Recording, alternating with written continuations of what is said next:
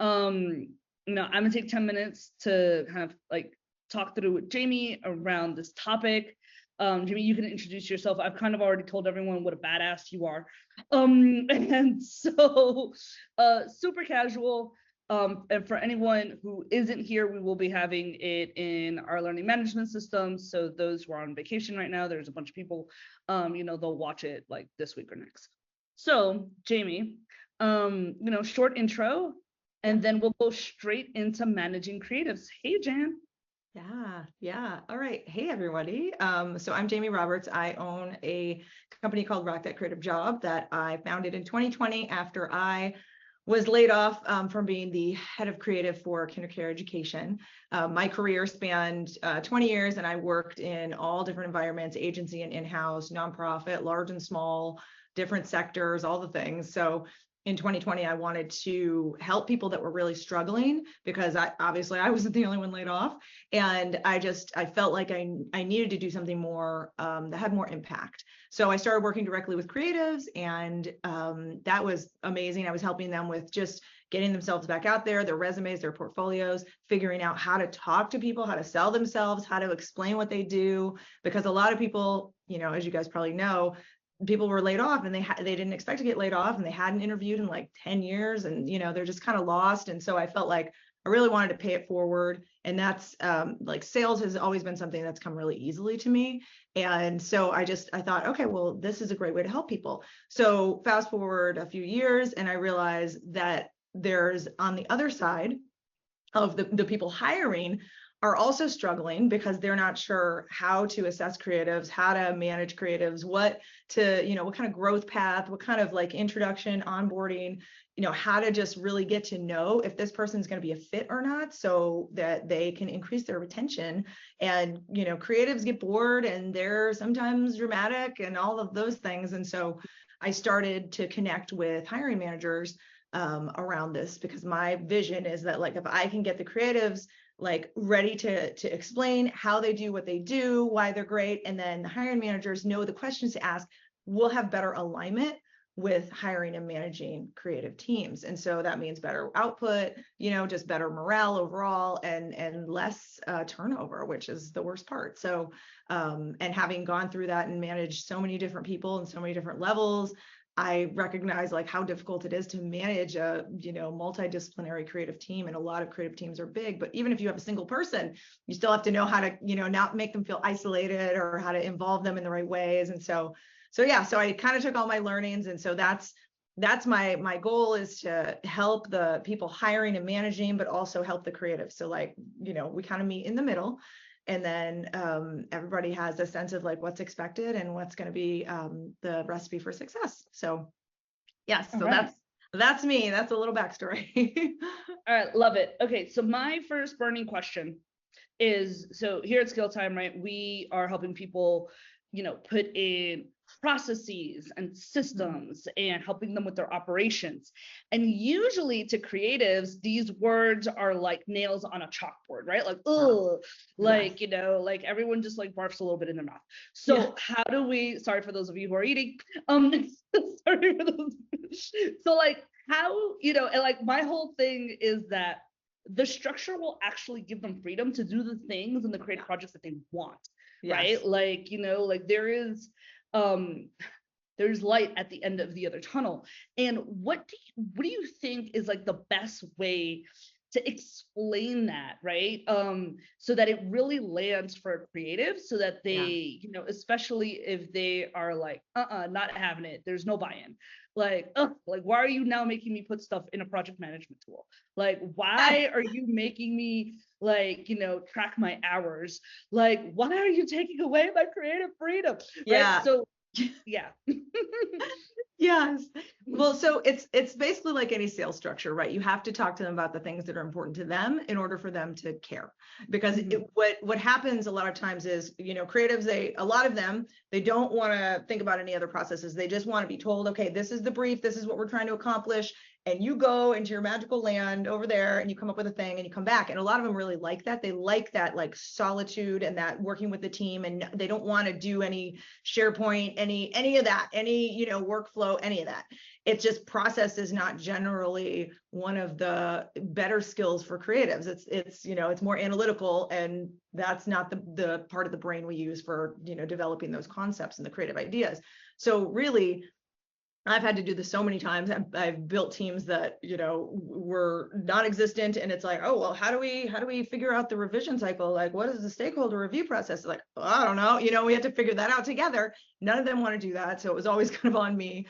And really what I found is that if you can talk to them about things that are going to benefit them and explain, like, when you do this, it actually gets you more time. We're trying to get you more time for the conceptual, or we're trying to decrease the amount of last minute revisions that are happening, or we're trying to make sure that everybody's in the loop in the beginning so that you're getting the right information when you at the onset of the project, so that you can go and you have more of that time. So it's really thinking about, because they're most creatives are concerned about two things. They're concerned about feedback and like how many rounds of that and how many people are going to be, you know, putting their 2 cents in, and if they're going to have the appropriate amount of time to do the job.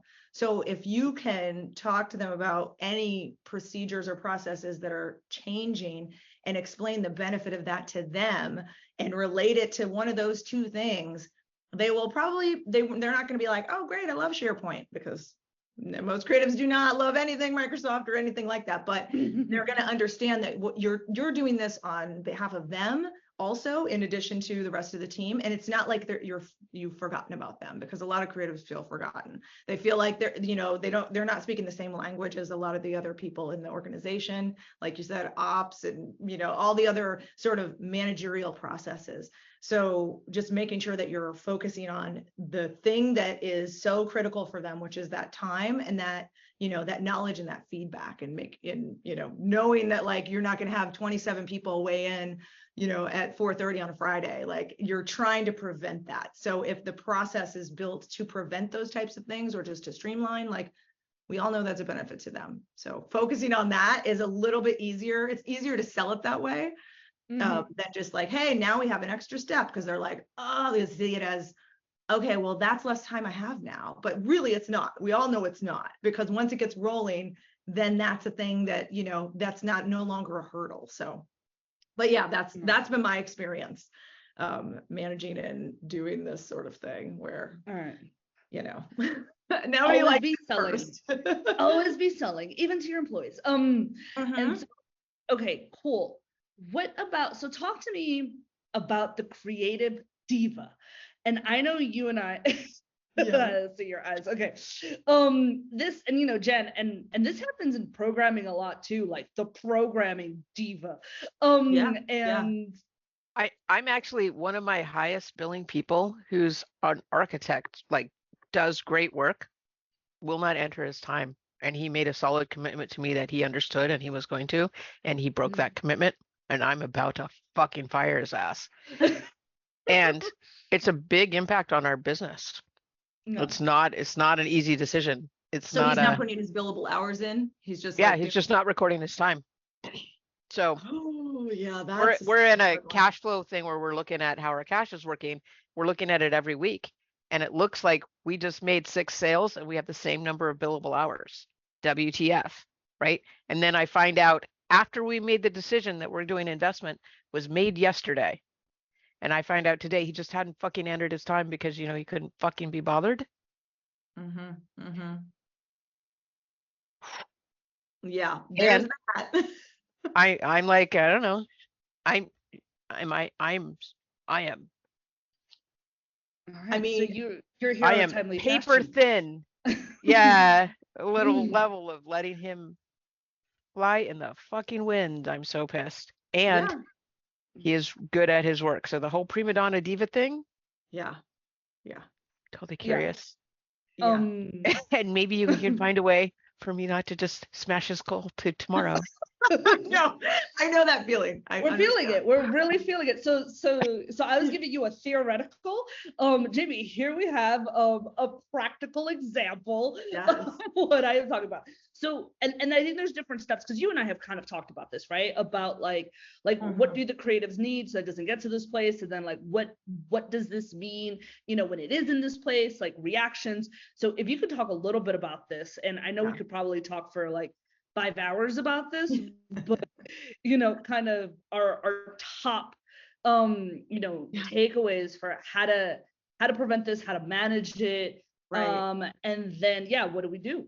Yeah, I mean, so okay, I guess I have a question, since it's a real, not a hypothetical.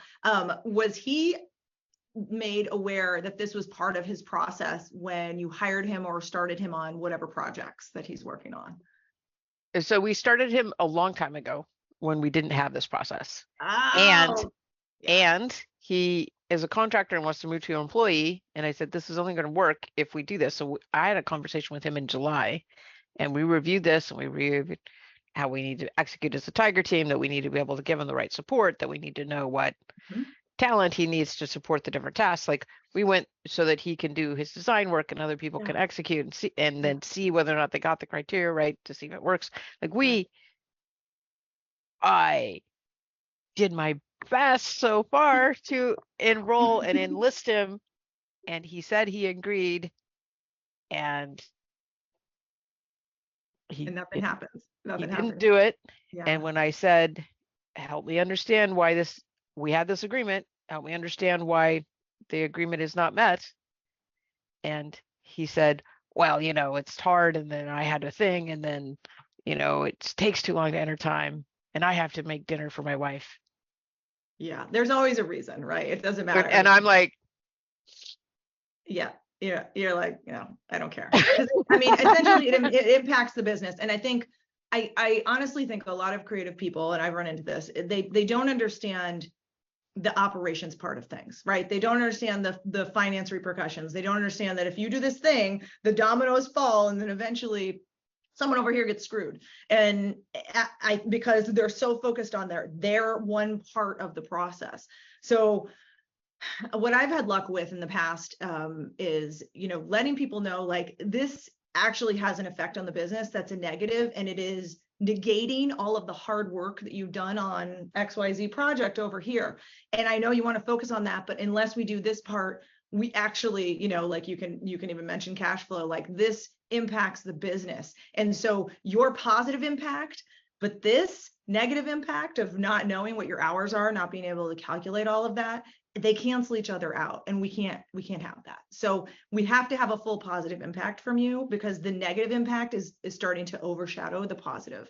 And I think they don't realize, they're like, I mean, it's just a thing they need me to do, and I'm so tired of doing that. I hated it too. No one likes it. It's tedious. It takes a long time, especially when you've worked on stuff and you can't remember because you've waited too many days or whatever. But it's required. And a lot of people who don't manage any sort of financial relationships or understand operations or those processes, they don't realize, they think it's just like, you just want to see what I did. It's like, that's not it.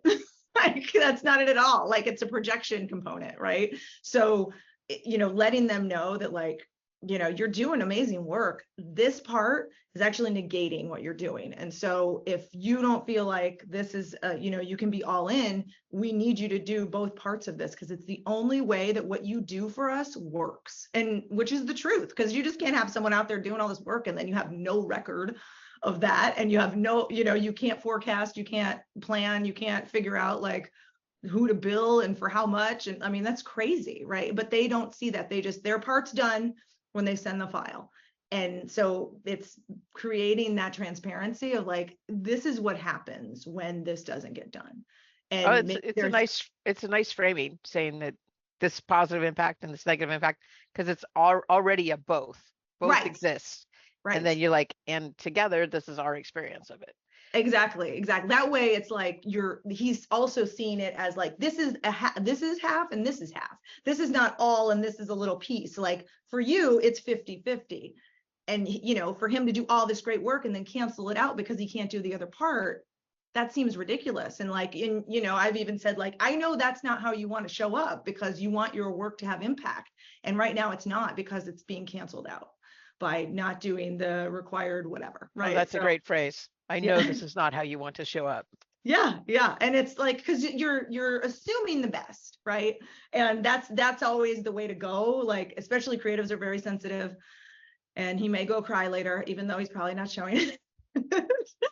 But it's just assuming, like, I know you want to do the best job, because most of them really do. Like, they really put so much effort into that they have very little left over for anything else. And it's like, well, that's not really how it works. That's not how life works either, right? Yeah. So hopefully that helps you. Does. Thank you. Yeah. And Jimmy, and then you had mentioned, right, like setting up expectations from the beginning. How do we foster an environment where like the prima donna isn't nurtured? And what things, like, water the prima donna so that it grows from like a delicate flower to an obstruction tree that like knocks down the roots of your house? You need to, I totally get it. You need to grind the stump. Yes. Yeah, basically. Yes. Okay. So one of the things that does water this is letting someone get away with things like this. Like, it, because what happens is they're just like, I mean, they haven't said anything now, so like I can do whatever I want. And I've heard this phrase from peers before I was a manager, and I was like, that's a really weird attitude. But like, because there's been no repercussions, or because they don't understand the effect of the ridiculous things they're doing, whether it's not showing up for meetings because they just needed more brain space, or like, not turning something in because they didn't feel like it was there, whatever it is, where they feel like the world has to revolve around their process and their, like, their conceptual development time. That's just not how business works, right? And so I think, letting people just go on doing that, it's like that's the worst case scenario, because some people have they'll do something for a year, ignore something, billable hours, that's a big one, so I'm glad you brought that up. But they'll ignore that for a really long time, and then all of a sudden it's like, now they're making us do this, and it's like they act as if that wasn't the expectation the whole time. And it's like, well, it was like, we know your creative contribution is amazing, but there, that it doesn't, your contribution to this organization doesn't end there, because you have to help us make sure that we're getting the most out of that by doing whatever other things. So, what I've done is have these sort of check-ins, right? And even with contractors, it's like every 30 days, you just have like a quick 15-minute check-in and say, like, how are you doing with like the billable hours software? How are you doing with like the process working with this other team? Like, I just want to check in, because these are really important, vital components. I just want to make sure if you're having a problem with them, let me know, or I've noticed that you haven't been doing this. Is there a reason? Like, and if their person's like, I just don't want to do it, and be like, well, I just don't want to pay you, like, it's just, that's how it works. Like, there's, it's a contract. And I think a lot of creatives think that they're irreplaceable because, all creatives see the world in a totally different way. There's no two alike, but it doesn't mean that you can't get someone who sees it differently, who does amazing or better work, right? Like, it's very subjective. So having those check-ins and creating that kind of like, feedback loop that's frequent. And I mean, it can literally be 5 minutes. Like, it just needs to be like, how are you doing with like things that are not creative? Because a lot of creatives feel unsupported in those areas because they don't know it as well as people who went to school for business or operations or some of the more like streamlined processes of an organization. Their work is generally like far away from that, and in a lot of organizations, you finish something, a creative project, and you send it and you have literally no idea where it goes. You don't know who does what with it. You have no idea how they bill, how they, like, that your thing is done. You're just part of this creative assembly line, but you don't see the end of the assembly line. So having that transparency, it really does help people from getting kind of that sort of Madonna complex where they're like, I don't need to do that. Like, I'm not like everybody else, like, I'm special. I don't need to like do the Microsoft things or whatever it is, right? It's like, no, you actually do. And so as long as but if you're struggling with it, maybe there's a different way we do it, and just having that dialogue. But it also reinforces the fact that like, you just can't stray over here and sit on your little like tuffet and just assume that everybody else has to do these things and you don't for some reason, right? And it's again that negating the work. Like, you're doing great work, not doing this negates it. And I know you don't want to show up that way. I know, right? And so like, let's check in once a month on like these things and make sure that you're not struggling. Because I will tell you, a lot of creatives, a lot of ADHD, OCD, spectrum, like a lot of them struggle with things like charts, graphs, like they legitimately struggle with that. They don't see the thing, they don't see, like, all they see are lines and like constraints and restriction. And so it could be that they actually are struggling, but they're just using this kind of like, I don't have to do it as the excuse, because they don't want to say that they're struggling, because it makes them feel like, why can't I do this? Everyone else can do this. But we all have different brains. So if you create that feedback loop, and you just check in, like, are you struggling with the Uninet? Uninet was a system we used for billable hours. It was awful. And are you struggling with that? Like, let's talk about it. If you have trouble like figuring that out, maybe we can solve it really quick, right? Just like keeping them responsible for their part of the job, like that's outside of creative, but also letting them know that you can help them if they're struggling, so they don't have to all of a sudden get to the point of like, oh God, I haven't done this in weeks and I don't even know how to do it. And, and then they will just play it off as like, I'm special. I don't need to do that, and then that's a disruption to the business, like we just talked about. So yeah. No, absolutely. Okay, I would love to keep asking you questions, but I am gonna open the floor up. So if anyone has a question, you guys know the drill. Just open mic, and if there's a tie, I will be the tie winner. I think Genevieve needs to go first, right? Because she's got a time thing. I do have a time thing, but I don't have any questions. Okay. She's here absorbing, but thank you, Jan. Absorbing and learning. Awesome. But I really resonated, Jamie, with what you said. I've had that experience of like how to explain like the operations end of why it's so important to do the timesheets.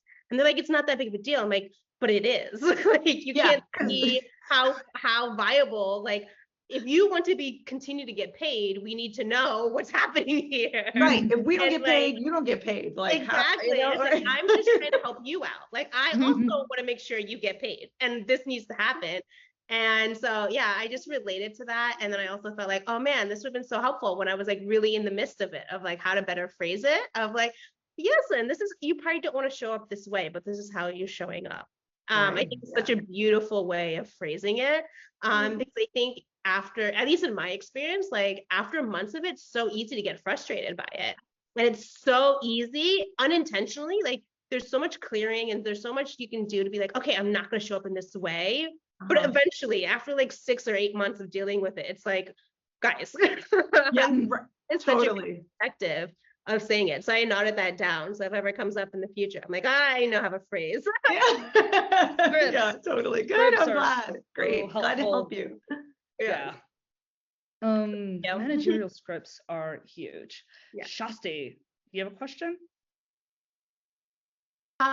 Yeah, so we have a creative team that we actually have had both of them for about 4 years. So I think we're pretty lucky in the consistency there. Yeah, it's awesome.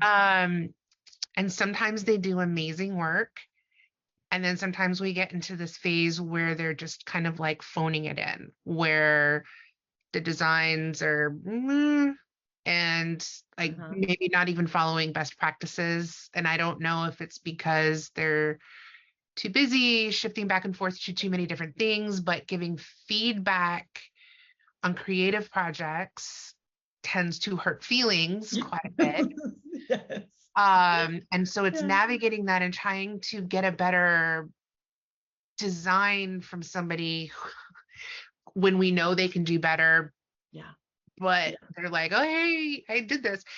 And I find that we sort of struggle with the balance between them saying, you're giving me too many parameters and we're basically just doing what the client is dictating and I have no creative freedom, versus, well, you haven't given me enough guidance and I don't know what you want from me. So, yeah, right. Totally. I'm familiar with all of this. I'm like, oh, this is a little PTSD for me also.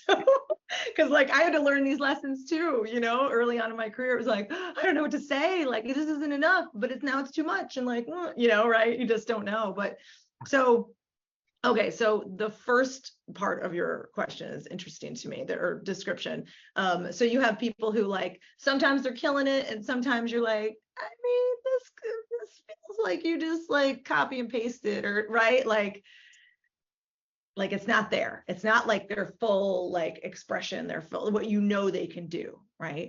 And that's interesting. So if I can probe a little bit more on this, are there any specific types of projects or specific clients or specific things where you see this?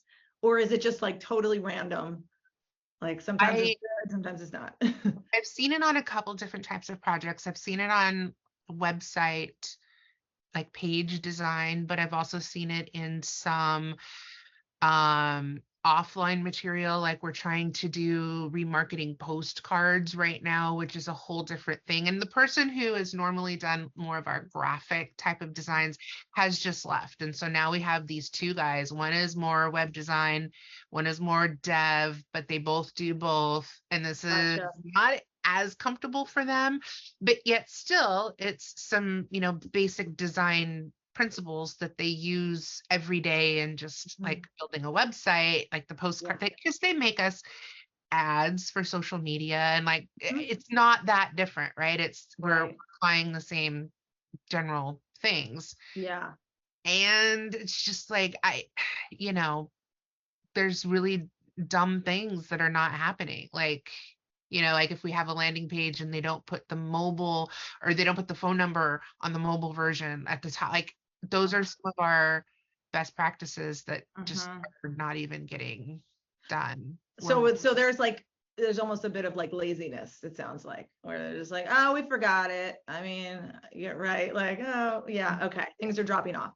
So that's interesting though about them, you know, not being like the lead, like you had a lead graphics person and now you have two other people who aren't necessarily like, that's not their like point of interest.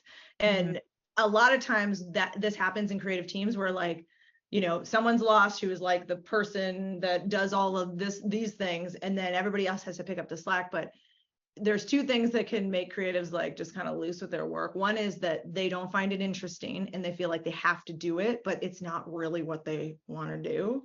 And the other one is they don't actually know how to do it, and they don't want to tell you they don't know how to do it. They don't want to tell, you know, and so it could be, and even with graphics, it's like there's, you know, with web design and things like that, there's a lot less like color theory and those types of principles in there. I mean, there's some, but really it's about the structure and the wireframing and like how things are going to work. Where if you go to school for graphics or you have a background in that, it is more about spatial relationships, balance, color theory, all of those things. I mean, those are applied to web, but like they start in graphics. And so I'm wondering if, you know, they're just disinterested with some of the stuff that they're doing, and they're just like, just get it out of the way, just get it off my desk, you know, just crank it out, just get it done so I can do the thing I like. They're trying to make time for more of the thing that they enjoy so that they still like the job. And a lot of people self-select that. They're just like, well, I don't like to do that, but I want to still work here, so I'm just going to do less of that. And it's like, that's not really up to you. You know, right? Like as an individual contributor, you don't get to pick what you're told to do. Like you don't get to pick your percentage of time. Like I'm just going to put 10% in that so I can spend my 90 on this thing, when really we all know it should be 50-50. So I think maybe the initial conversation that needs to be had is like, how do you feel about your position right now and the work that you're doing? And just get a sense of like, if they're like, oh, it's cool, whatever, you know, like, do you like splitting up your time? You know, how much time are you splitting up? Like, I want to get a sense of like, are you interested in this work? Like, are we giving you things that, you know, you don't really want to do, you're not comfortable with, you really want to get back to this? Like how do you feel about the mix of your projects, and what do you like the most? Because if you have the conversation and it's more about like what they like versus like what you dislike about what they like, it's gonna get them to relax and maybe open up and tell you, actually, I really struggle with those social media posts because I just, my brain doesn't work in that kind of small format. And they're just like one hits, or like, I don't really like doing carousels because I struggle with that. And I want something that has more of a whole user flow attached to it, or whatever it is that they enjoy, like where their brain goes, because they might just be forgetting, like, I don't need to do that. So finding out if that's the problem. There could also be the fact that they've been there a while and they kind of know, like, I mean, we could just, we just know this, and like everyone here is super nice, and we could just, we could phone it in a little bit here and there because like we're tenured, right? We've been here a while, and 2.5 to 3 years is like the average. So if you have someone, a creative, for more than that, that's pretty good, right? And so, which is great, like that's a positive, but also it can turn into a negative because that person can get complacent and feel like, I mean, they like my work, so I can kind of crank out any old thing and they'll be happy with it, but like, that's not how it works. It's not like you set it and forget it. You know what I mean? This is not like a hot pot situation. Like you have to continually monitor and make sure. And so people just get comfortable. In the situation where we might have this conversation about the things I like, the things I don't. I mean, I kind of already know. Oh, you do? Okay. That, yeah. But opening it up even further, I think the issue that I have to figure out how to navigate is that we are not going to be hiring anybody else right now. And we also don't really have the budget to outsource. So even if they don't like it, it kind of doesn't matter. We need them to still do it. Yeah, totally. Sort of like opening that conversation and saying, hey, like, is this something that you enjoy? No? Well, keep doing it. Like, yeah. Like, so I want to tread carefully. Like, yes, I want to hear them out, but I also, at least in the short term, we need them to keep on this path. And do you want to piggyback off that, or? I do. We're in a similar kind of place where, like, and one of the things I've been saying is that in difficult times, high performers row together, and we need to get in sync and be rowing together. Mm-hmm. And if we're keep bonking up and creating fiction like this, but putting out the expectation that this is difficult times, because it is for us. The interest rates are totally affecting our clients.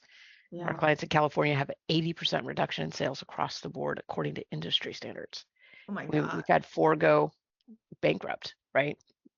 So what totally nothing to do with us. It's just an interest rate thing. And nothing to do with them either. And it's difficult times. It means we're high performers and we row together. Yeah. And that's how we get in sync. If we can, so I've been working on this, and this guy's like bonking my little rowing from working in sync, but I'm going to work on saying, I know you're doing this part, and this part is canceling it out. Yeah, exactly. But it doesn't help at all, Shasta, it's to say these are just to label that it's difficult times, and then to give them an identity to live up to, right? High performers. Yeah. And I have, been upfront about the fact that, our hiring situation isn't going to be changing anytime soon. Our workload situation is, like we all just kind of have to dig in right now and tough it out to get to the other side of this. And it's probably going to be a season, if not, a quarter or more, maybe 2 quarters. We don't know. Right now, we're kind of in survival mode. We've had a lot of business cancellation and, kind of at the point where we went from being really profitable to just kind of breaking even. And so we don't want to lose any more clients, which means we have to deliver really great work. Right, exactly. Well, and that's, that's even more reason why you need to know if they're in it for that, right? Or if they're holding on because they're like, this is a job and I've had it a while and I know everyone, know how it works, right? Like, and it doesn't mean opening up that conversation doesn't mean you're going to be like, I'm going to fix it all for you. You don't have to do any of those things you don't like, because like that's not life, that's not any job. There's no job where you're like, you only do what you love. Like that's just not it, even if you work for yourself. So I want that job. I know. I mean, it's just, it doesn't work, right? But I think what it's doing is it's illuminating for you what percentage of things that they are disinterested in, because it might be a higher percentage than you think. And you don't have to agree to like, oh, we'll just take all that off your plate. But if they're like, I really hate this, and this, and you're like, cool, that's like 70% of what you do every day. Like, you might not be the right fit. Like it might be that it's an uphill battle, but it might just be like, I really struggle with these 2 things. And you're like, okay, you know what? I recognize that and then you can talk about how like we're kind of in a little bit of a holding pattern. We're not going to hire someone. I want you to feel like confident doing your best work for all of the clients that we have and all of the projects that we have. And I can't promise that I can take this away from you, but I do recognize that this is a little harder for you. So if you need more support, maybe, we need to have a check-in on things, or like just provide that layer of like supportive transparency. But you're not saying that it's changing, because realistically, like the client demand is the client demand, like you don't get to decide if they're like, we want a social campaign or whatever, right? Like they come up with the things and you do them, but it's putting the pressure on someone who already may hate more than 50% of their job, but is hiding it, to do their best work on that is only it's gonna like really pull people tight. And then it never goes a good direction, because people start to feel like, oh, I'm undervalued. I don't get to do what I like. And creatives, like you said, it's like the feelings get hurt when you're like, okay, I'm going to provide you some feedback. And they're like, oh God, right. So it's hard, but knowing in advance, these are the things someone's touchy about, that then you know how to approach that. And it's like, okay, I know, this is one of the things we talked about, but I want to up level this in whatever way, or I want to change this a little bit for you. And like, is there a way that I can help you? Because we don't have the ability to hire someone else right now. So how can we make this work so that all of your work looks like, and then use an example of the great work that they do, because there's a level of support there, but it doesn't, finding out doesn't mean you have to change it. It just means that you have more information and like, ooh, this person actually doesn't really like a lot of what they do. And that's a lot of what makes us money right now. Mm-hmm. So like, at least, it doesn't mean you need to fire them and hire someone else. It just is awareness for you, like they're struggling because they don't enjoy it. And telling them that like everybody needs to buckle down and row together and stuff is not going to make them enjoy it. You know what I mean? Like, it's not going to change. Creatives are very, like, there's a very sort of like drop off point where it's like, I'm out, I'm phoning it in. I can't deal with this. There's too much pressure. I don't know what to do, and they just stop. So having the conversations and just trying to make yourself available, or just, help them, give them some type of support, whether you can do something or not, just making them feel heard sometimes is enough for them to be like, you know what, okay, I'm going to put more effort into this, because I do recognize like it hasn't been great. And, I appreciate you like hearing me out and trying to figure out how to help me. Like, it does go a long way, but it's really hard to not like escalate into a very dramatic experience if you don't know that information, because then you're guessing. And it's like, is it because they don't like it? Is it because they don't like me? Is it because they don't like this? Like, I don't know. Right. So that's been successful for me in the past, just finding out that information. And then you decide what you want to do with it down the road. Maybe you don't need to do anything with it. Maybe it's just like, okay, now I know. And then what was the second part of your question? It was was it feedback? It was so they don't want too many parameters, but they want all the guidance. Like, yes. Okay. So you guys work with, I'm assuming you work with some type of briefing system where like you brief things in, or is it more just like project request forms? Or it depends where we're at in the journey, but a lot of this is from, say, project requests or okay. All right. So it's not like a big kickoff briefing session and then all of a sudden they come back and they're like, what? I don't know what this is. Like, you didn't give me any info. Well, that actually has happened. Oh, okay. So it's all of the above. Yeah. You were in the meeting, right? You were in that meeting. Yeah. How do you not know? Right. Exactly. And I will say, I think creatives absorb things differently. So like in the meeting, they could have been in the meeting and they only really heard what was relevant to them. Like, I always explain it like you're in a foreign country and everybody's speaking a different language. And then when you hear your name, you're like, oh, that's my name. Oh, that's my name. Like, that's the only thing you're waiting for your name. And that is how a lot of them, they check in and out in those meetings. It's like, oh, it's ops, it's workflow, I don't care. But then when it's like, oh, we're talking about market research, okay, I need to pay attention. And then it goes into like some financial, whatever, cash, okay, I don't need to. So they're checking in and out in some of those briefing meetings. I've seen it. And it's frustrating, but there's not a way you can make them absorb it all. I think the only thing to do with, not knowing, like sometimes they don't know what they need.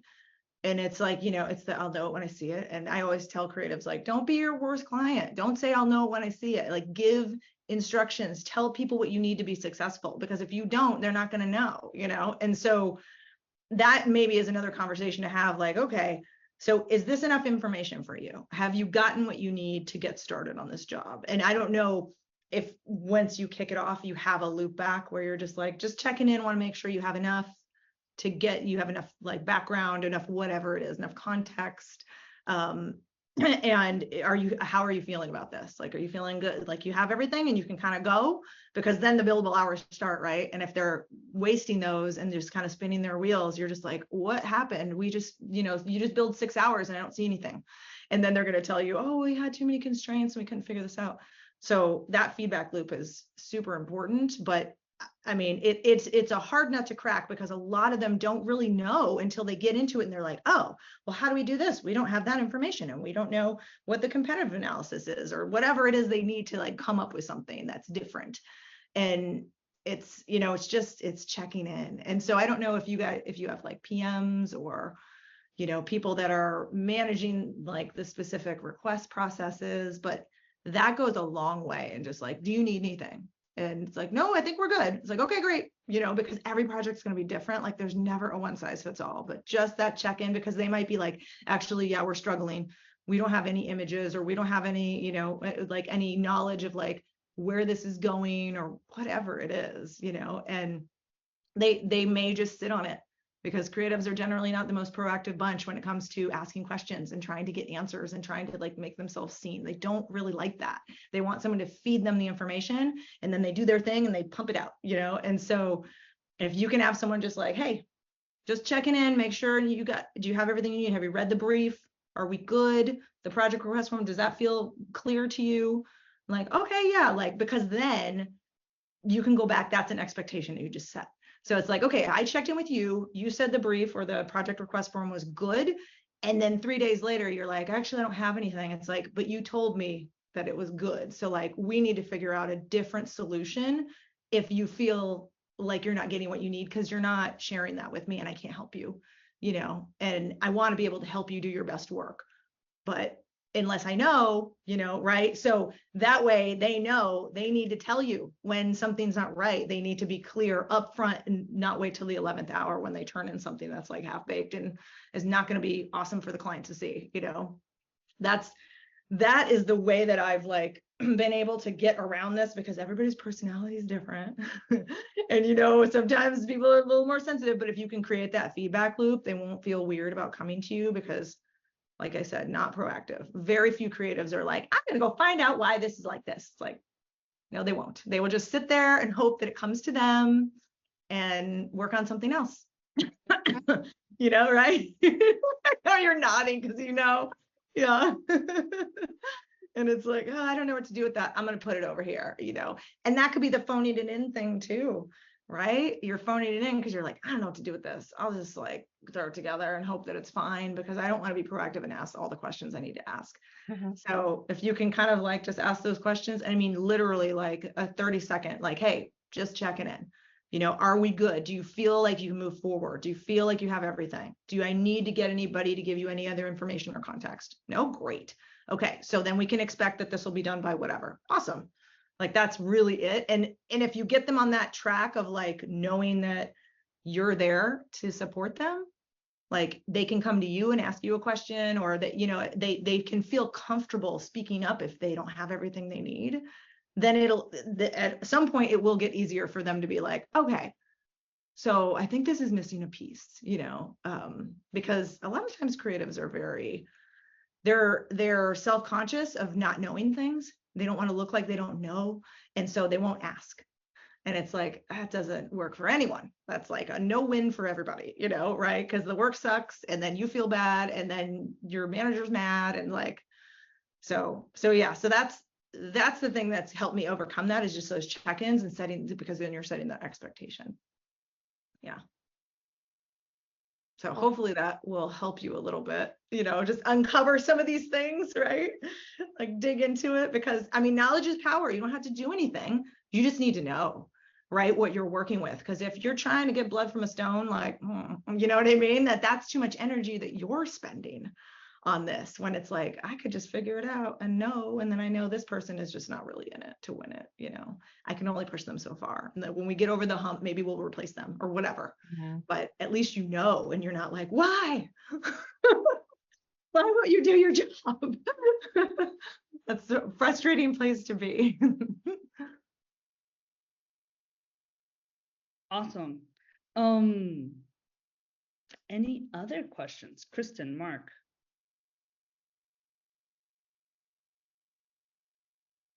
Realizations, not questions.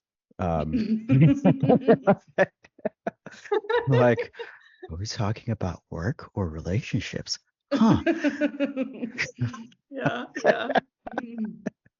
Yeah, that's my realization. Yeah. Creatives are emotional. It's everything's a relationship. Your work, everything. You have a very strong relationship to everything, and that's why the feedback is hard, and the asking for help is hard, and the questioning things and all that. That we are just like, oh, it's fine. You can do that. Like, that's how you know things. That's how you learn. That's how you grow. But like, it's not like that for a lot of creatives. They don't see it that way. They see it as a weakness. And, I coach a lot of them on that. It's like, ask the question. It's okay, but if we know that they're not good at that, we can ask the question for them, at least, right? Because it's really just knowing, right? It's knowing the strengths and the weaknesses of the person you're working with or managing. And then you at least know like where to put your energy, and you're not just like spinning your wheels and driving yourself nuts. So that actually brings up a great question, which is, how do you raise the awareness of someone about their quality of work? Because maybe they think that it's good or good enough, and you judge the work and you're like, this isn't cutting it. This isn't doing it. Yeah, exactly. I mean, I think it all starts with like, how are you doing? How are things? Because if the work is going down, if you're seeing like, oh, this person used to be awesome, and then like the last 4 months, they're just like, just at any little scrap of paper, they just kind of throw it over the wall, right? Usually there's something else there, because most creatives like this is the reason we all do this, is because this is the thing we always wanted to do since we were little, right? You always want to be the artist. You want to be the person that gets paid to come up with the things and make the things. And so no one's there because they're forced into it, because, it's not super high paying career either. So it's like, you can only go so far. So you have to really enjoy it. And I think when you see that, is usually something is going on where that person is having a conflict with a manager or a client or a team member even, and that there's a root cause of that. Because if the person has never really done great work, and you're like, oh, we hired someone that like, oh, their portfolio looked really good, and then now they're here and it's like, oh, is that your portfolio or like somebody else's? And that's a horrible realization too, because you feel like you have this bait and switch.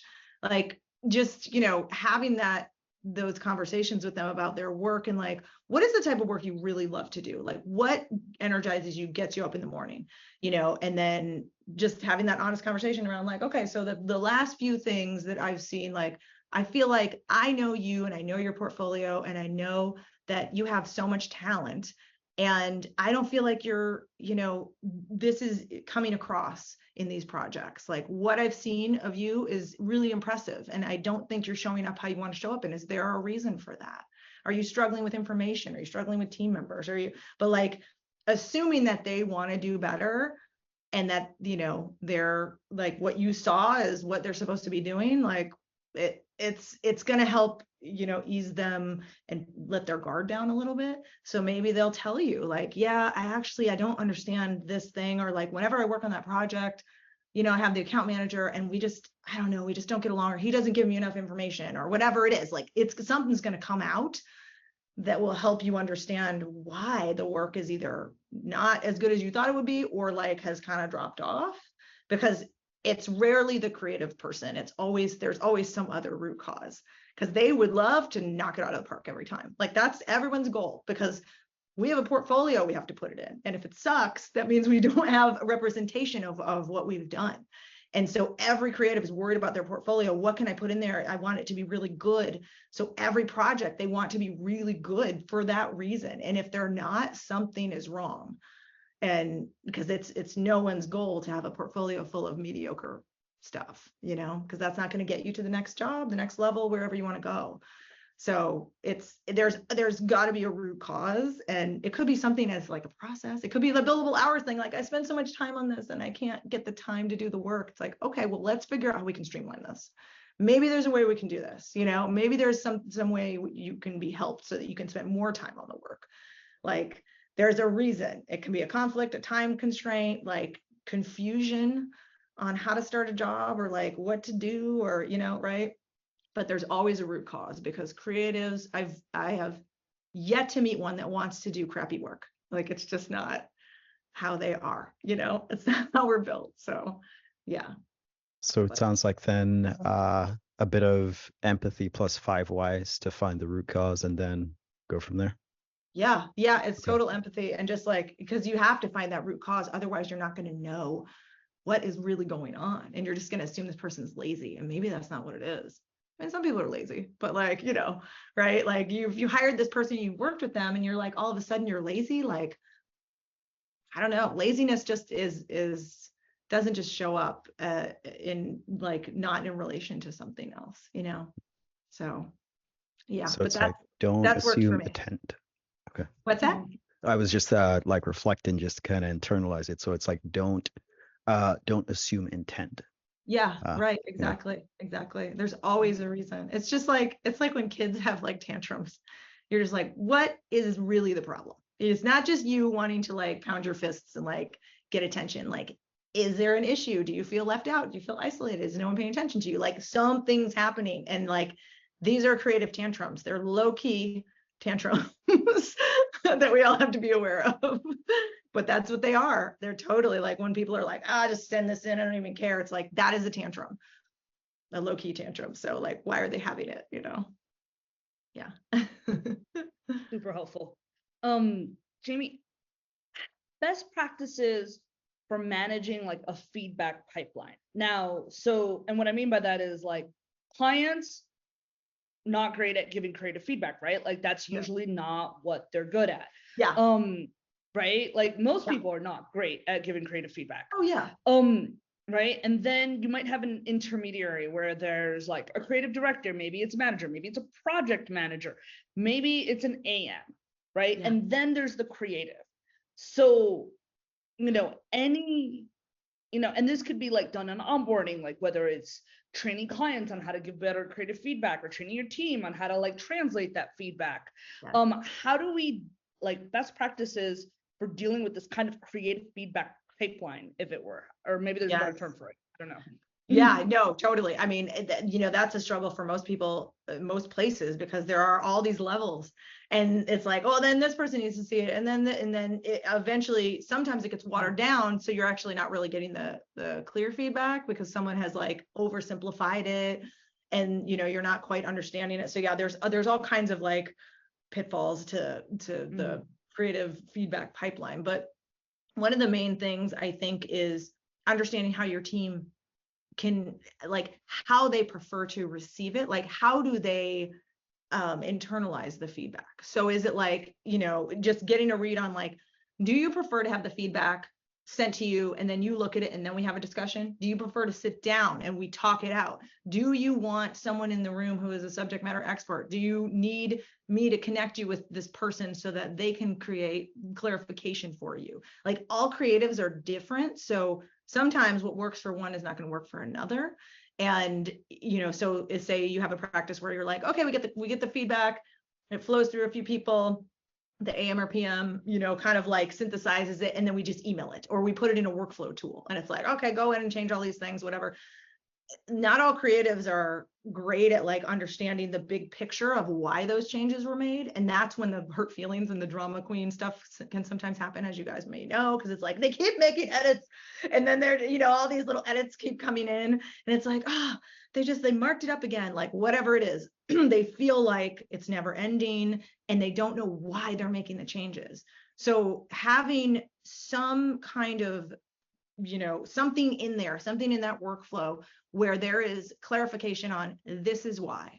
Because if someone can understand why, they're not going to feel as frustrated. They're going to feel like, okay, maybe they don't agree with why. Doesn't matter. You're not the client. You're not paying the bills. So you still need to do it, but you have to see their perspective.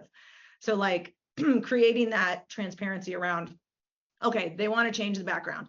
They don't, well, that's their brand color, whatever, it doesn't matter. This person decided that they don't like this for this reason because it relates to this other thing. So this is why we're changing it. And I know it's probably not a best design practice. This needs to happen, right? Like just that clarification versus like change it blue, change it to orange, change it to green, whatever, people feel on the other end of that can sometimes feel like they're just being pulled in all these directions and they can't get a grip. And sometimes that's when they start to like detach. They're just like, whatever, they'll just take anything. Like, I don't even know why I'm making these edits. But if there's a reason, or if the work is not good and you're the one making the edits and you're like, this is really loose. This is, like, I feel like I've seen, better solutions and I'm wondering why you chose this thing. Like just making room for that clarification versus just sending it is usually more successful if that's possible. I mean, and I know the cycles are fast. Sometimes it's like, you get the feedback in the morning and it needs to go out by the end of the day. And there's not a lot of time to like have a sit down cup of tea and talk about like why the copy's changed or whatever. But there has to be some type of opportunity for that person to get that clarification from whoever it is that's giving them the feedback. Like, can I loop back with you? Like, because if it's just sent in a workflow tool, it's like goes into a vacuum. And whoever gets it is going to be either frustrated, confused, maybe it's clear, but you don't know if they have questions, and they're probably just going to, again, try to muddle through it without asking because not proactive. So the hurt feelings come when, they feel like they're not being heard and they don't have a voice in what's happening. And I mean, we all know that like you can say, okay, that's a terrible idea. And the client can still be like, I don't care, I want to do it. Like, okay, all right, right. You can kind of try and like guide them, but if the creatives feel like on the outside of that, it can be really hard and they can feel detached from the whole process. So just that knowledge of like, here's why they want to change. Here's why we're seeing this versus just like swap the image out, change the headline, or whatever it is. So that is a best practice that I've always tried to build into my teams is like, who is your touch point? For like each creative person has to have a touch point that's like, hey, I can just call them and be like, I am confused about this thing. Can we just talk through it for like 2 minutes? That way you have that clarification and the AM or PM knows that person is like clear and is going to do the work and they can say, yes, okay, that should be done by the end of the day. And the creative person knows, okay, I know why I'm doing this. I may not agree. I'm still going to get it done. But like that, the ability to have a voice, even if, it's not like your 2 cents isn't taken into account. It's okay. It's like just that connection with the rest of the team because we're the end of the funnel. And I always tell people that like, you are the end of the funnel. You have to be buttoned up. You have to ask questions because you have this tiny little wedge. You got to squeeze it out. Everything has come to you, right? Like that little tiny part, like you're the person that gets it to market. You are the person that creates it. And if you don't ask your questions, you have this much room. Like you have to be proactive, but like that's hard for some people. So, if knowing that they just have that little wedge of like, squeezing out the good stuff so that you can, send it to your client and get paid and all of that, like that's pretty integral to the whole process. So we don't want to forget that that's, they're woven into everything else and just like leave them at the bottom of the funnel. No, absolutely. And Jamie, I want to be conscientious of time. Do you have like 1 or 2 more questions or are you? No, I'm good. I can stay on. I have to pop off at 10:30. So okay. Yeah. Or whatever time it is in a half hour. Yeah. Any other questions from anyone? I think we kind of talked about this a little bit, but one of the problems that we have on our team is, I mean, it's not a problem. It's a feature. We've got a lot of ADHD, including myself on the team, including our project manager, and the boss and me, like everybody. So we're all kind of chaotic, and it works. We're really good at communication and checking in with each other, and Awesome. and so all that kind of stuff that you talked about, like making sure people ask questions. Like I feel like we're pretty good at that. Great. One of the things that we run into is with one person in particular, but it kind of happened. I mean, it happens to me too, but is taking on too much and just blowing deadlines. And so like, oh yeah, I can do it. And I'm like, are you sure? Like, it seems like you got a lot on your plate. Like, we really need this tomorrow. Are you gonna be able to get this to me tomorrow? And he's like, yeah, no problem.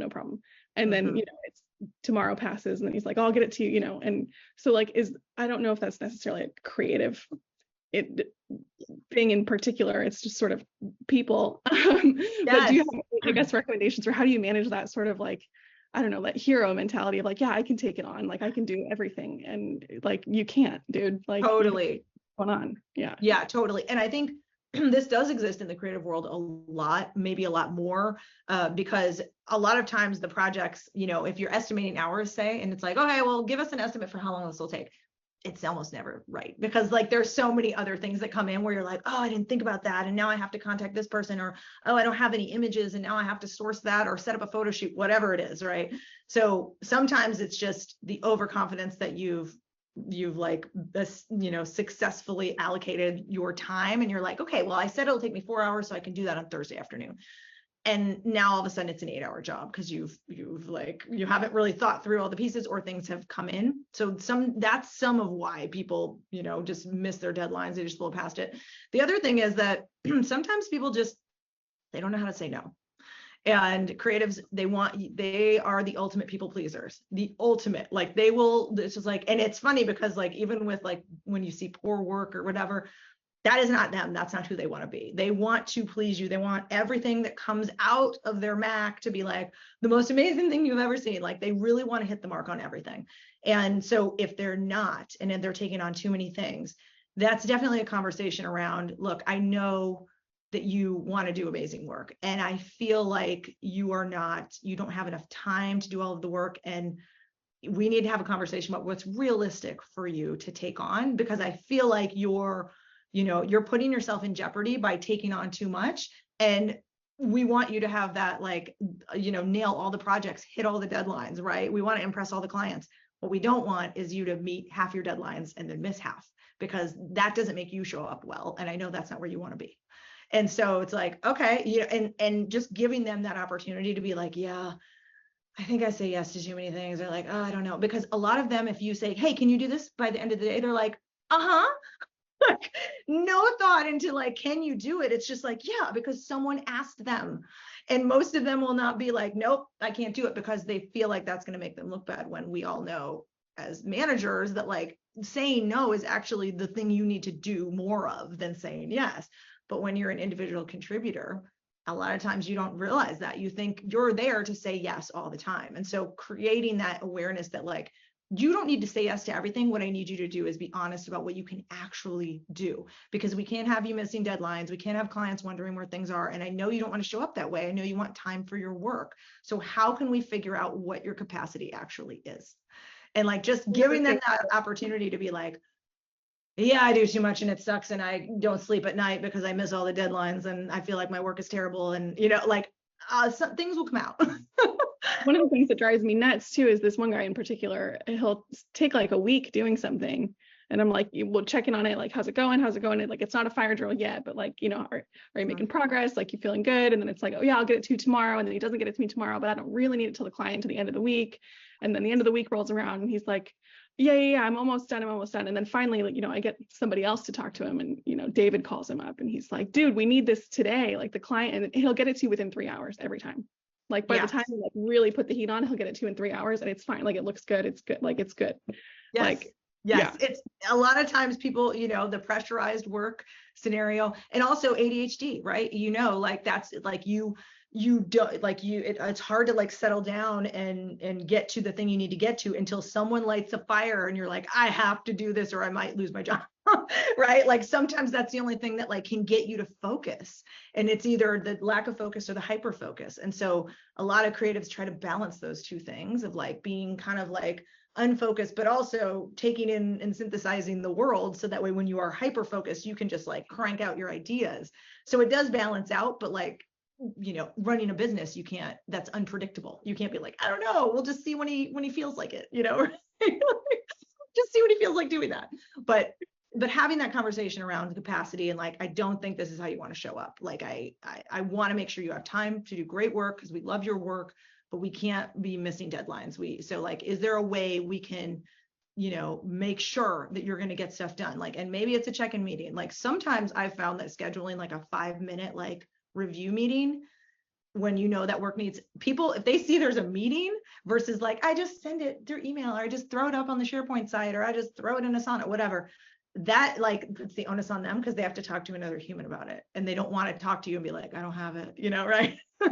So that sometimes helps if you can like just even a 5-minute, like, we're going to have a FaceTime, we're going to have a Zoom, we're going to talk about the thing, but you know, send it to me 5 minutes before, like they know then that's their deadline. So that actually does help with ADHD too, because that is a pressured situation that they have to meet. So yeah, so hopefully that helps a little bit. Yeah, no, I'm with the meeting thing. That's exactly how I am. If I don't have a client meeting, it doesn't get done for me personally. No, totally. Right. Because you're like, that's yeah, later, I think we need to, later I think time. Yeah. having more creative. I hate to bring our creatives into meetings all the time, but yeah, I think for this guy in particular, that could be a big, at least a motivator to like, please show me where we're at. Yeah. Yeah, exactly. And just make it really short, right? Yeah. Yeah. 5 minutes. 5-minute check-in. Like that's all you need, you know, because that's his stopping point on that thing. And like, you know, it's immovable. You're like, no, we have to meet Thursday at 2. Like, this is when we're meeting. So let's roll it out. The other thing you can do is have a scheduled check-in every week. You know, it could be 15 minutes. I've done that. I've been on both ends of that where I've set it up and I've been the person like, you know, showing the work. And that does help because, you know, like, okay, Thursday is the meet. Like I have to be done by Thursday. Everything has to be done by Thursday. And so you can pace it out how you need to with, you know, ADHD, whatever, you know, you can figure it out with your creative process, but you know, that's when you meet with the other human who wants to see it. Yeah. So. Yesterday we had a staff meeting and he's been working on this project for a couple weeks. And the account manager was like, okay, you know, how's that going? Like, are we okay? You're going to be okay to get this done by Monday? And he's like, honestly, I'm going to have to work on it over the weekend because I haven't been working on it. And I was like, that's your choice. Like, I hate to ask people over the weekend, but you've been working on it for 2 weeks. So that it is what it is. Well, that's the thing. It's like if you haven't kind of gotten yourself squared up to it versus like you've done so much other stuff. So like figuring out, is the reason you haven't worked on it is because you're overloaded with other requests, or is it because like you just kind of can't get yourself to get it done? You know, like you've been like, and this whole time he's been taking on other projects while he's supposed to be working because it's not a fire yet, right? Right. Yeah. Exactly. Yeah. Yeah. So he has time. Yeah, totally. It's hard. It's really hard to balance this stuff out, especially with, you know, competing client demands, right? If you're working in an agency situation, it's like everyone's your boss. It's not just like one person in an in-house environment. So it's one of our creatives is on maternity leave right now, so we're a little bit short-staffed anyways. So I think yeah, totally. Kristen, just so you know, I don't know if you went to it. We had sort of like a neurodiversity tinker talk with Lauren. Yes, I think it's called Brain Mechanics. So that might, you know, we've got some just like general neurodiversity kind of in the workplace, you know, hacks and tools and stuff like that. So that might be helpful. Yeah, I should revisit that one. I think I was on that call a while back. All right. I have 2 questions. Jamie, one is just more thematic, right? There's something that you've mentioned a few times about how creatives tend to be, in a way, disassociated from the end product or the end impact, right? Yeah. And how do we, you know, I mean, and it sounds to me like the solution, right? Or an opportunity to foster more agency as well as like more motivation is to kind of bridge that gap.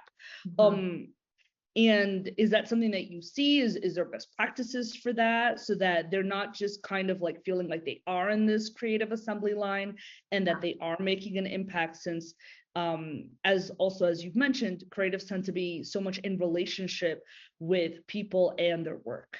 Right. Yeah, it is hard. I remember this early on in my career, like you do a thing and it goes away and you're like, I have no idea where that went, how it did, if it furthered some goal, like you just don't know because you're on to the next thing. And so making sure that there is some kind of, and I don't know, not everyone, every organization does like postmortems and things like that, but even if there's just like a feedback loop with the creative team, that's what I used to try and foster when I moved into management, is like, we're going to talk about this huge project we just launched and just went out last month. We're going to sit down for 20 minutes and I'm going to tell you exactly where that went, how it did, how it's doing, and like how we maybe need to pivot our thinking for next time or whatever, right? Any insights, because creatives need information. Like it doesn't matter. I mean, they could sit through that meeting and there's one thing in there where they're like, oh my God, I never thought about that. And then they're going to take it and use it next time. Like, you just need to feed them with the information because that's going to make the work better. And that the approach of like having the sort of creative in the silo, and it's like the sort of classic Mad Men where like, the illustrators are in the basement somewhere, like, I don't know, we don't see them, they just do a thing and then we present it to the client. Like, that is so difficult. It's such a difficult environment to work in, because your work, you need all that context. And so you're creating the thing and you're thinking through all of the different angles and you want it to be successful. So like, if there is a goal attached, you should know, did it meet the goal? Is it part of, are there insights where we need to change it next time? Like, just having some kind of feedback loop for specifically the creative team. A lot of times companies will do like a, all hands call, like, we're going to talk about this thing in the campaign and stuff. And it's a lot of like metrics and whatever. And that's when people check out. So if there's a potential for just a creative team conversation, like, the concept was great, people felt a little lost with the copy, or, it's doing really well, but the click-through rate isn't as high as we think. And so we probably want to think about like redesign, whatever it is, right? Like, speaking to them specifically about the insights that, you or the client has gleaned from that work, that's going to help them feel more invested, more connected, because then they know how, how something they did performed, because they put so much time into it. And a lot of times it just goes away. You're like, I don't know, the event happened and I don't know if people showed up or not. I have no idea. You know what I mean? Like, so having some kind of feedback loop at the end for the creative team that's maybe separate. And I know what's interesting is like, I know what I'm suggesting today is like a lot of meetings, like meet with this person. And like, people don't have time for meetings. But the thing is, if you don't have these meetings, you will have them later and they will be not good. It will be like negative, right? They'll be like, why can't you meet your deadlines? What's the problem? Like, so just being proactive and having these connection points, it really does save you time from having to have the really uncomfortable meetings about like, how come you seem so isolated? You don't even connect with the rest of the team anymore. Like, you never turn on your camera when we're all chatting, like whatever it is, right? Because people will start to recede. And the point is to avoid that, right? So just looping them in at the end, I think, is one of the more important things about any workflow, because that is something that is quite rare. And if you can provide an environment for someone that is like, I value, you're part of the team, I want you to know how something did, and I want to work with you to make sure that we're always constantly improving and your thinking and your work is getting better and you have growth here, people are going to be excited and they're going to stay because they feel seen and heard, versus like they're like the tool inserted in this point, right? Yeah. And if you want to incentivize creatives, right, it's a little bit different than like incentivizing, let's say, an ops person with like profitability or increase their capacity, or like a salesperson with like commission or, like targets on closing rates or sales cycles. Like, how do we incentivize creatives given that it's so subjective? Yeah, I mean, honestly, the incentives for creatives are the work itself. Like, if they have access to working on projects that are exciting to them, that are amazing, they're, brands people have heard of, it's all about the ROI for the portfolio. And people will take jobs at places they hate because they know they get to work on the Audi campaign. And if they can just get through this horrible, toxic environment to get all that stuff that they did for Audi in their portfolio, they're going to be happy. And so it's, I mean, obviously everybody's working for a paycheck, like no one's volunteering. But really it's about the excitement is about like, oh, I get to work on all these cool projects, like, and this is going to go in my portfolio, because to them that's growth. And so then the next role, they have all of that as examples, and they can increase their pay, they can move up, whatever they want to do. That is the portfolio, is the growth path. So, if there is a way to say like, hey, what we want to do is we really want to get to this point, like we're doing this type of work, but we want to grow this organization so that we're doing this work, and we want you guys involved in that. Like, that's a carrot that you can dangle, that is better than just like, you'll get a bonus. Like, people, that's great. People love bonuses. If there's like if you have some sort of team success and the whole work team that, was part of it, everybody gets some sort of bonus, like that's awesome. But it's like, these are the clients we want to go after. And so we want to really think strategically about how we get them and how we can work on that type of work, how we can get that work in our collective portfolio or whatever. That is sexy portfolio. Yeah. Sexy portfolio. All right. It is. All right. My last question is, what advice would you give to leaders of organizations that are managing creatives that you wish you could give more often, that people would actually take?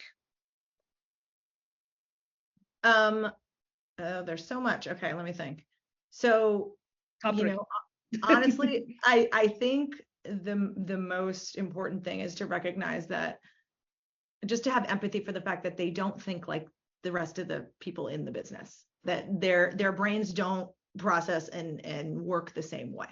They are seeing things from a totally different perspective. And a lot of times what can come across as like malice or like laziness or whatever is just maybe a different way of processing or a different way of understanding or seeing things. So really it's just kind of having that empathy for like, okay, you're bringing something very unique and different to this organization than people in some of those other teams, and like understanding who that person is and what actually motivates them as a creative. Because if you can get to the heart of that, you know how to keep them, you know how to retain them and make them happy. And that maybe it's not about just throwing them a $500 bonus when something does great, right? It's, what is the thing that's going to excite them? And I think a lot of people just assume like, oh, well, this is a creative team. They're either like totally the weird unicorns in the closet, or we're just going to lump them in with everyone else and talk to them like they are in procurement or ops or whoever, right? And it's like, that's not really how it works. Like, you have to really think about them as thinking differently, and because they consider themselves as thinking differently, and and they do. And I think a lot of them don't know to what extent they think differently, but just the way they process and see the world is so unique and so outside of the realm of some of these other, operational tasks, and things that are hard for them are easy for other people.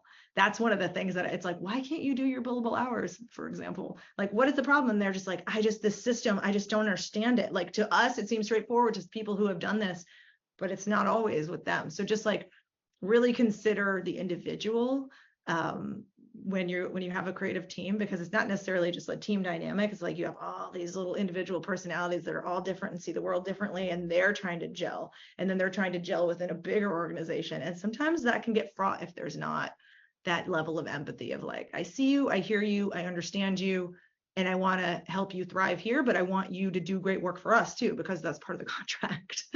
Right? Like, business is a contract, Yeah.